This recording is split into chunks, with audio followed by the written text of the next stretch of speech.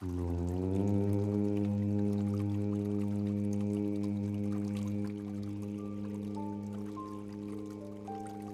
semua pasti pernah mengalami, kita sudah sering membantu teman. Selalu ada saat mereka butuh bantuan, namun saat kita sedang butuh bantuan, malah tidak ada seorang pun yang membantu.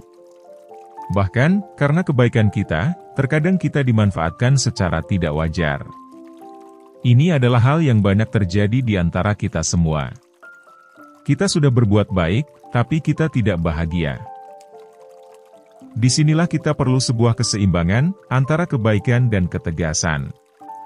Tanpa keseimbangan ini, hidup kita tidak akan terkendali dan tidak baik untuk diri sendiri dan orang lain. Jadi, inilah saatnya berhenti menjadi orang baik, berhenti menjadi orang jahat, jadilah orang yang bijak. Lalu, apa perbedaan orang baik dan orang bijak? Pertama, orang bijak tidak berharap orang lain juga baik terhadap dirinya.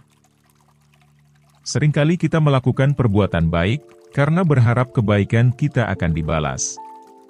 Kita berpikir bahwa jika kita berbuat baik, maka orang lain juga pasti berbuat baik.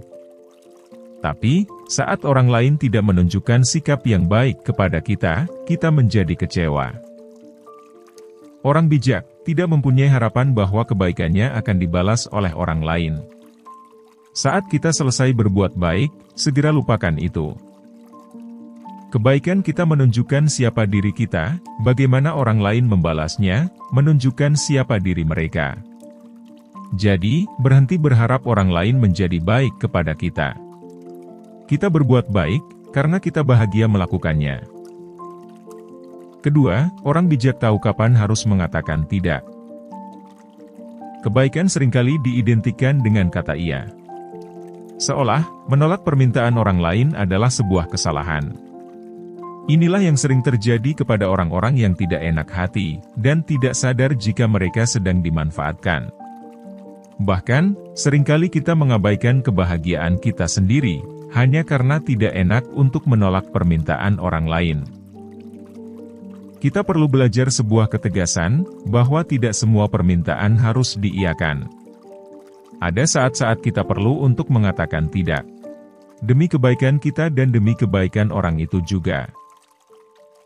Bukan sebuah kesalahan jika kita mengatakan tidak, karena kita tidak mempunyai kewajiban untuk mengikuti permintaan orang lain. Disinilah perlu kebijaksanaan untuk mengatakan tidak. Ketiga, berhenti berbuat baik agar bisa diterima orang lain. Seringkali dalam sirkel pertemanan, kita berusaha agar teman-teman kita bisa menerima diri kita. Dalam upaya diterima dalam lingkungan pergaulan kita seringkali mengabaikan diri sendiri, demi terlihat baik di mata teman-teman kita. Kita tidak menjadi diri kita sendiri, dan cenderung palsu, dan yang datang di sekeliling kita juga adalah teman-teman yang palsu. Berhentilah berharap berlebihan agar orang lain menerima diri kita. Cukup terima diri kita sendiri, jadi sahabat untuk diri sendiri terlebih dahulu, maka setelah itu sahabat sejati akan datang. Hanya mereka yang bisa menjadi sahabat untuk dirinya sendiri, yang bisa menjadi sahabat untuk orang lain.